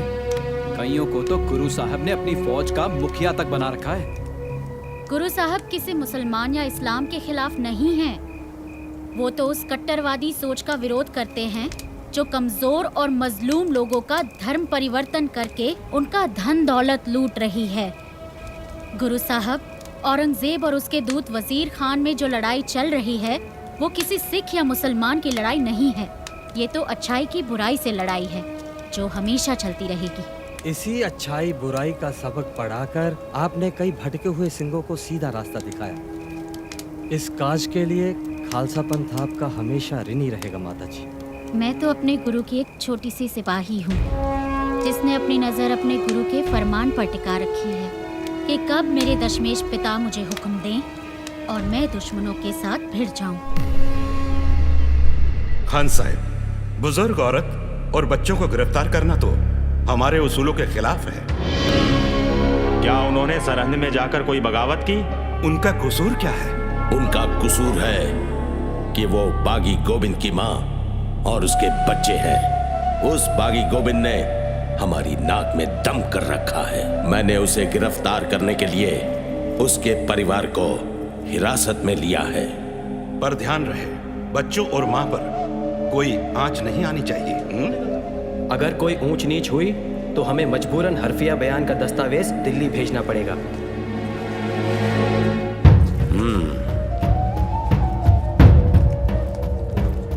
काजी साहब, कुछ करो। पर मेरे हाथों में कुछ तो दीजिए। बाकी उनका बाप है, बच्चे तो नहीं जो मैं उनकी सजाए मौत का फतवा आपके हाथों में रख दूं। ये मौका हाथ से नहीं जाना चाहिए। एक ही तरीका है, ना आपको फतवा लेने की जरूरत पड़ेगी और ना ही मुझे देने की। क्या? और आप गोविंद से भी अपना बदला ले पाएंगे। वो कैसे? अगर बच्चों से हमारा धर्म कबूल करवा लिया जाए तो। जब उसकी औलाद ही हमारा धर्म कबूल कर लेगी तो उस गुरु के लिए इससे बड़ी कोई और हार हो नहीं सकती। लेकिन मैं अपने बच्चों के साथ क्यों नहीं जा सकती? बेकार की जिद मत करो माता जी, हमें तो जैसा हुक्म मिला हम वैसा ही कर रहे हैं। चलो चलो, तुम क्यों वक्त बर्बाद कर रहे हो? बच्चों को लेकर चलो।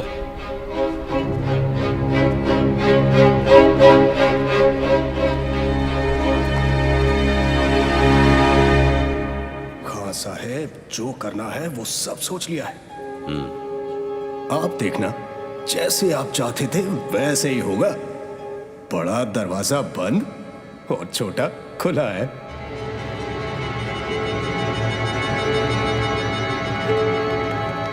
सिपाही बच्चों को लेकर यहाँ आ रहे हैं। हमारे सिपाही सर झुकाकर दरबार में आएंगे। बच्चे भी उनकी नकल करेंगे।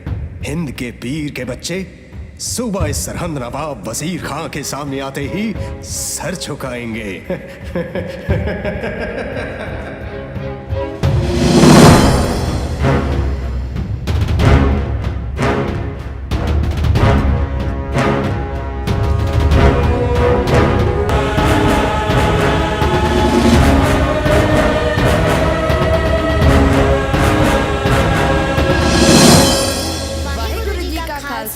वाहेगुरु जी की फतेह। ये इन बच्चों ने क्या कहा? भाई यहाँ आकर तो हर कोई सलाम करता है। भाई, बच्चों से बहुत बड़ी गलती हुई है। ये सरहद के नवाब वजीर खां का दरबार है। यहाँ आकर कोई भी शख्स किसी गुरु की फतेह नहीं बुला सकता। चलो बच्चों, नवाब साहब से माफी मांगो और अदब से सर झुकाकर सलाम करो।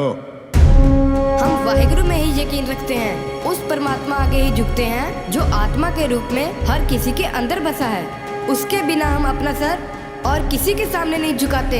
ये काफिरों की बोली है। काफिर वो जो तलवार की नोक पर अपना धर्म किसी पर थोपे। काफिर वो जो अपनी ताकत का गलत इस्तेमाल करे। जो ईमान का पक्का वही सच्चा मुसलमान। जिसके दिल में दगा वो काफिर बेईमान। अच्छे लफ्जों में हमें बेईमान कह रहे हो, अब हमें हमारे धर्म की शिक्षा दोगे?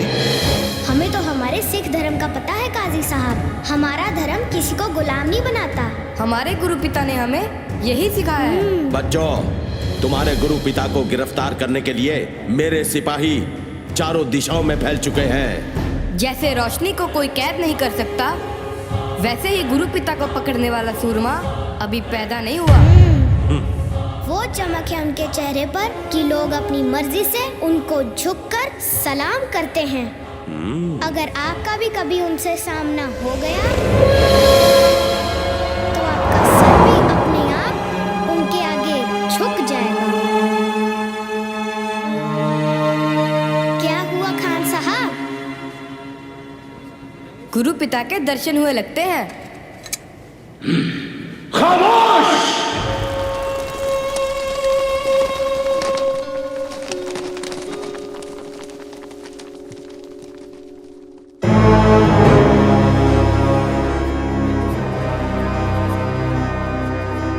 बच्चों, अब तुम हमारे पास रहो। मैं वादा करता हूं कि तुम्हारी हर जरूरत पूरी की जाएगी। वैसे भी अब तुम जाओगे कहां? शायद तुम्हें पता नहीं कि अनंतपुर उजड़ चुका है। तुम्हारे पिता को हमने पकड़ लेना है।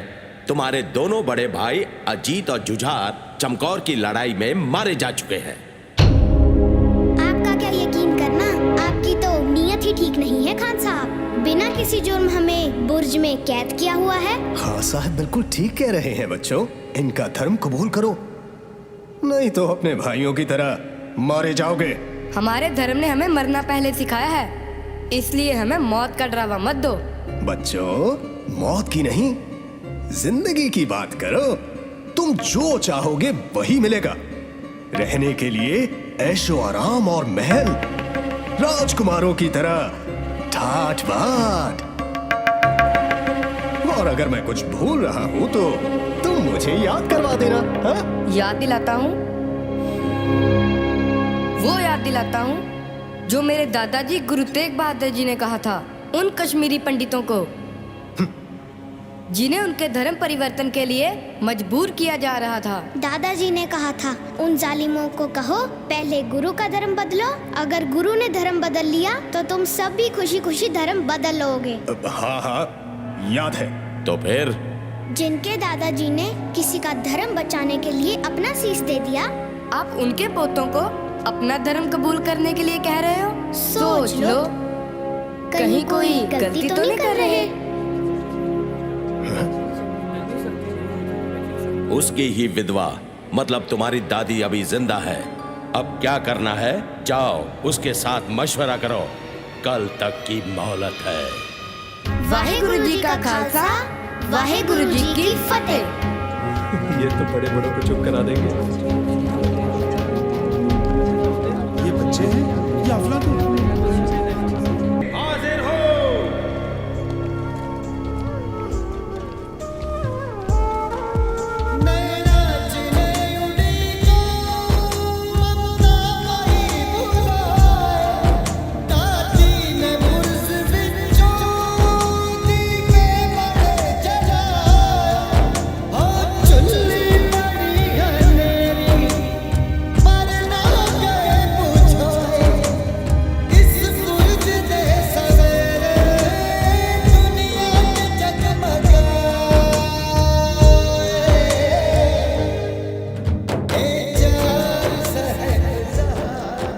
कोई मामूली बच्चे नहीं हैं।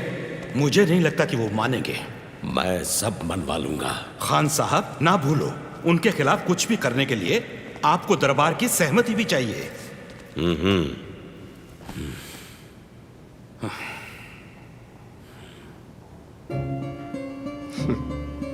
जनाब, मेरी सोच की तारीफ करना। कल आप दरबार में नवाब मलेर कोटला को बुलाएं। क्या कहा? उसका भाई खाजर खान सिंघों की झड़प में रोपर के पास मारा गया था और उसके दूसरे भाई निहार खान को सिंघों के गुरु ने अपने हाथों से चमकौर की लड़ाई में मारा था। ये हमने पहले क्यों नहीं सोचा? मेरा काम तो उसी ने ही कर देना है। अरे भाग्यवान, माता और बच्चों के लिए दूध लोटे में डाल दिया। थोड़ा और कर लेने दो। मैंने आज खजूर और इलायची भी डाले हैं। आपने छीकों में रखे गहने उठा लिए? चुप क्यों हो? क्या बात है? गहने तो मिर्जा ने कल के हिसाब में जोड़ रखे हैं, आज क्या दूं? आप उसे ये घर दे दो, हम सराह में जाकर गुजारा कर लेंगे। लेकिन भगवान के लिए इस दूध की सेवा में कोई विघ्न न पड़ने दो। बेटा, बच्चों के लिए तेरे दिल में प्यार देखकर मैं रब से दुआ करूंगी कि वाहिगुरु तुम्हारी सेवा का जरूर फल दे। आज दरबार में क्या हुआ? होना क्या था दादी माँ, हमको हमारे दादाजी की कुर्बानी याद थी, वो भूल चुके थे। डराने के लिए हमें ये भी कह रहे थे कि हमारे दोनों बड़े वीर चमकौर की लड़ाई में मारे जा चुके हैं। बस इतना सुना था, चमकौर में भयंकर युद्ध हुआ, नतीजा क्या निकला पता नहीं। दादी माँ? हाँ हाँ बच्चों, तुम ठीक कहते हो। वो जो मुंह में आए कह देते हैं, ये नहीं हो सकता। हम बहुत जल्द उनके पास जाएंगे। आज हमारे बीच नवाब मलेर कोटला जनाब शेर मोहम्मद खान साहिब हाजिर हुए हैं, जिनके एक नहीं दो भाइयों का इनके पिता गोविंद ने बड़ी बेरहमी से कत्ल किया।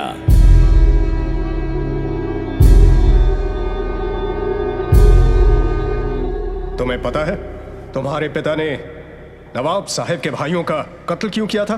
कोई गलती की होगी? इनके भाइयों ने।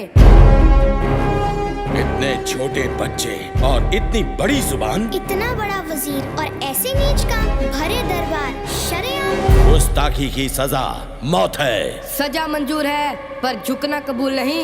तुम्हें मौत से डर नहीं लगता? आपको खुदा से डर नहीं लगता? जुबान संभाल के बोल, बेखौफ। बेखौफ जीते हैं, बेखौफ ही मरते हैं। क्योंकि हम गुरु के सिंह हैं। सिंह? हाँ, सही काम करने वाला बंदा सिंह होता है। किसी की आंसू पोंछकर उसे खुशी देने वाला बंदा सिंह है। कमजोर की ताकत बनने वाला बंदा सिंह है। इंसाफ के लिए जिंदगी दांव पर लगाने वाला बंदा सिंह है। ओए सिंहो, इनके भाई इंसाफ की लड़ाई लड़ते थे जब तुम्हारे पिता ने युद्ध में उनका कत्ल किया। युद्ध में ना? उसे कत्ल नहीं, कुर्बानी कहते हैं। आप उसे कत्ल कहकर इनके शहीद भाइयों की मौत का अपमान कर रहे हो।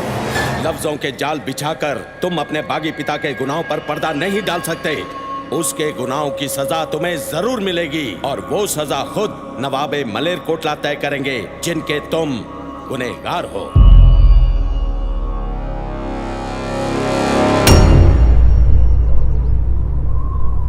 फरमाइए नवाब साहब, आप कौन सी सजा देना चाहोगे अपने इन दुश्मनों को?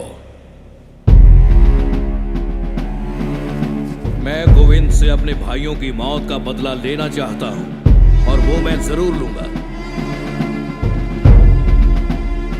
पर मैदाने जंग में ये मेरे गुनाहगार नहीं हैं।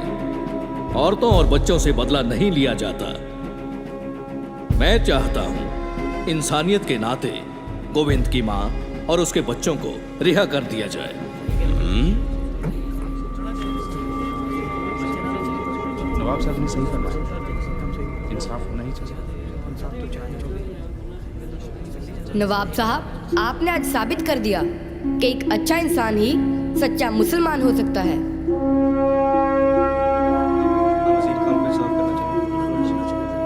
मैं भी इंसाफ में यकीन रखता हूँ। नवाब साहब की मर्जी और आवाम की ख्वाहिश के मद्देनजर हम इनको आजाद भी कर देंगे, पर मैं इनसे ये तो पूछ लूं कि ये आजाद होकर क्या करेंगे? वही करेंगे जो हमारे गुरु पिता कर रहे हैं और जो सिंघों की आने वाली नस्लें करेंगी। क्या? आखिरी सांस तक जुल्म और बेइंसाफी के खिलाफ लड़ेंगे। वो कैसे? हम अपने गुरु पिता के सिंहों को फिर से इकट्ठा कर फौज तैयार करेंगे। सुना आपने? सुना आप सबने? इनके बागी इरादे। जो इनका बागी बाप हमारे साथ कर रहा है, वही ये बागी बच्चे करना चाहते हैं। अब बताओ दरबार में बैठे काजी और वजीरों कि मुगलिया सल्तनत के इन बागियों के बारे में आपकी क्या राय है? खां साहब, अब तो सबकी राय एक ही है। सांप के बच्चे सांप ही होते हैं। सच्चानंद, जुबान को लगाम दो। मजलूमों के वो दोस्त हैं, नेकी उनकी पहचान है। शीश झुकाकर आदर कर, गुरु गोबिंद सिंह उनका नाम है। शुक्र कर हम आपके कैदी हैं, नहीं तो कसम गुरु पिता की अब तक तुम्हारा सर कंधे से गिर चुका होना था। बस, मैं और कुछ नहीं सुनना चाहता। बागी गुरु के बागी बच्चों, हमारा धर्म कबूल करो या बेरहमी से मरने के लिए तैयार हो जाओ। पहला मरण कबूल, जीवन की छड़ आस, हो सबना की रहन का, तो आओ हमारे पास। काजी साहब, फतवा। मेरा फतवा तैयार है खान साहब।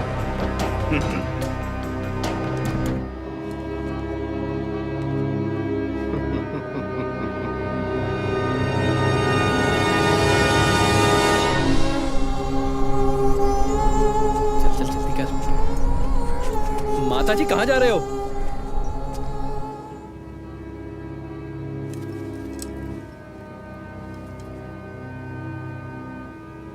इनको जिंदा दीवार में चिनवा दिया जाए।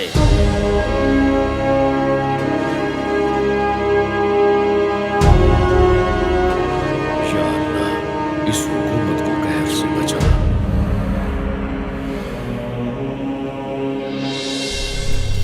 माता जी, बस और आगे नहीं, चलो हमारे साथ। काजी ने फतवा दे दिया है कि कल दोनों बच्चों को जिंदा दीवार में चुन दिया जाएगा। पर बच्चों के चेहरों पर बिल्कुल भी अफसोस नहीं। लगता है उनको फतवा समझ में नहीं आया। नया तरीका ढूंढा है सुबह में सजा देने का। वो सुना तूने? हाँ, बच्चों को फंसाया गया है। मियाँ, ये गुनाह है, जुल्म है। सरहद की धरती पर कहर बरसेगा। नवाब साहब, बच्चों को दीवार में चिनने के लिए कोई मिस्त्री तैयार नहीं हो रहा, पर हाँ, अपनी कैद में सजा काट रहे दो चोर भाई, शासन बेग और बाशन बेग, उनको मैं तैयार कर सकता हूँ। अगर हुजूर उनकी सजा माफ कर दे तो। जाओ, उनकी सजा माफ की। बहुत बेहतर हुजूर, बहुत बेहतर।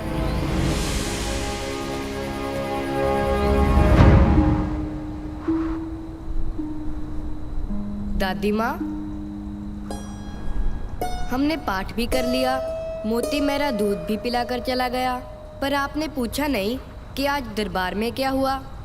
बेटा, वही दलीलें, उल्टे सीधे सवाल। जो कुछ भी हुआ उससे हम बहुत खुश हैं दादी माँ। खुश हो? कौन सी बात से खुशी हुई तुम्हें? हम खुश हैं कि हम आपकी उम्मीदों पर सही उतरे। हम खुश हैं कि हमने अपने गुरु पिता और दादाजी की शान को बरकरार रखा। हम खुश हैं कि हमने जालिमों के डर से अपना धर्म नहीं हारा, आपकी सिखाई कुर्बानी को याद रखा। मुझे तुम पर फख्र है। काजी का फतवा कहता है कि हमें जिंदा दीवार में चिन दिया जाएगा। फिर क्या हुआ? जिंदा दीवार में ही चिनेंगे, मार तो नहीं देंगे। हाँ दादी माँ, मार थोड़ी देंगे।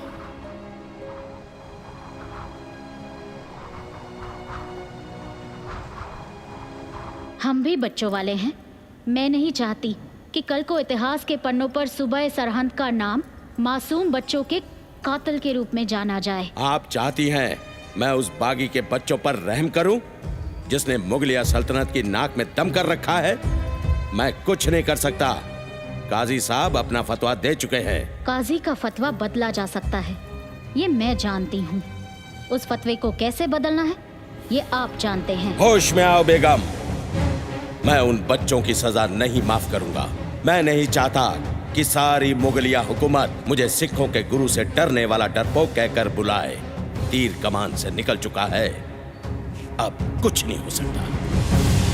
खुदा के लिए ऐसा मत कीजिए खान साहब, ये जुल्म है, ये जुल्म है।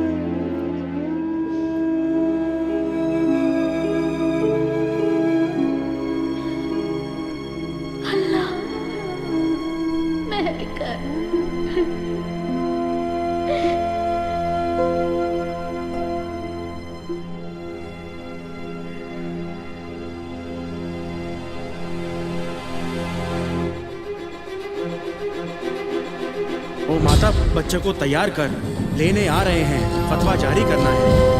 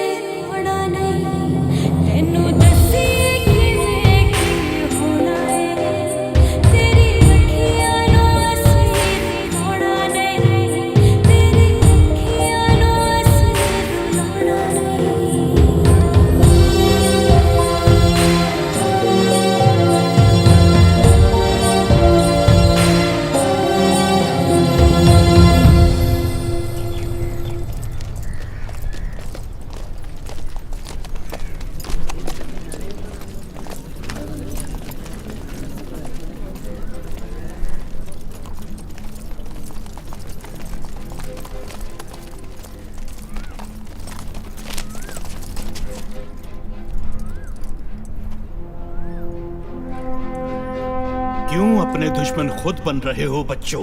अभी भी तुम्हारे पास वक्त है। अभी भी आपके पास वक्त है काजी साहब, अपनी जिद छोड़ दो, नहीं तो इस धरती पर गिरा हमारा खून एक दिन जरूर रंग लेकर आएगा। क्या रंग लाएगा? यहाँ तुम्हारी याद में कोई महल बन जाएगा? जल्लादों,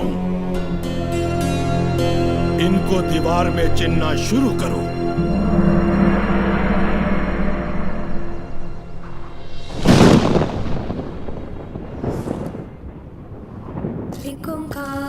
सतनाम करता पूरख निर्भय निर्वैर अकाल मूरत अजूनी सेवक गुर प्रसाद जप आद सच जुगाद संजोग विजोग दुई काल चलावे लिखे आवे पाग आदेश दिसे आदेश आद अनील अनाद अनाद जुग जुग एक हुए एका माई जुगत वे आई। बेटी, दुनिया में चाहे आप मुझसे पहले आए हो, पर दादाजी को मिलने में आपसे पहला जा रहे हैं। जिव तिस पावे तिवे चलावे जिव होवे फरमान।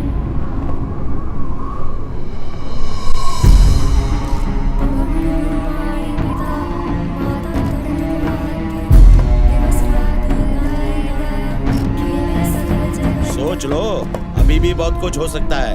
चंगे आया बुरे आया वाचा तरन दूर करनी आपो आपनी के नेड़े के दूर चंगे आया गए संकट काल नारद के कुछ के छुटी नाल।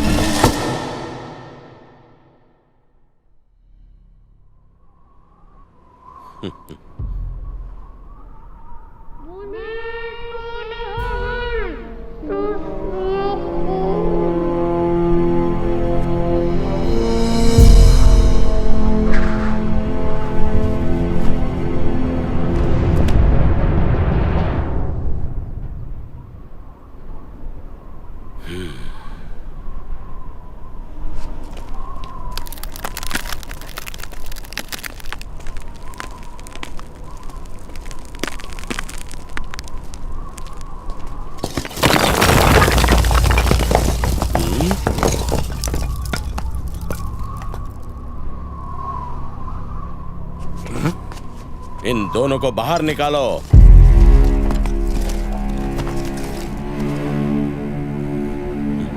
ये दोनों तो अभी जिंदा है खान साहब।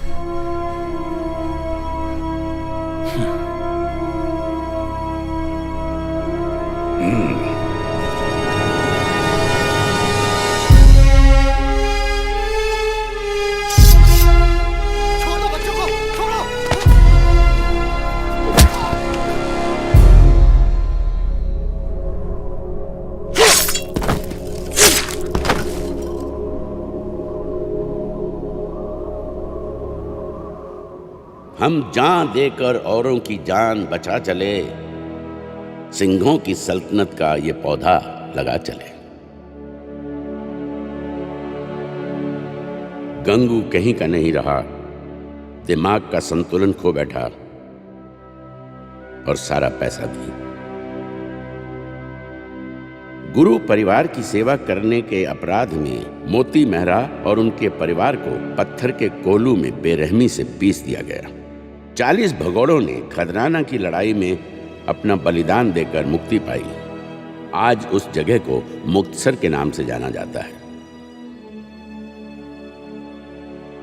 और सिंहों के साथ माई भागो भी गुरु साहब के साथ नांदेड़ पहुंची और खालसा पंथ की सेवा में जुट गई। माता सुंदरी दिल्ली में बसकर खालसा पंथ के राजनीतिक मामलों को संभालने लगी।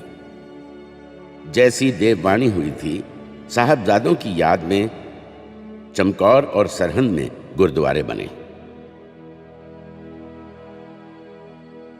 नवाब मलेरकोटला को उनके पुण्यों के लिए गुरु साहब का आशीर्वाद प्राप्त हुआ। उनकी पुश्तें आज भी पूरी शानो शौकत के साथ मलेरकोटला में रह रही हैं। मलेरकोटला में रहने वाले मुसलमान आज भी गुरु साहब को मानते हैं। गढ़ी के मालिक चौधरी बुद्धू चंद की 9वीं पीढ़ी आज भी चमकौर साहब के आसपास फल फूल रही है।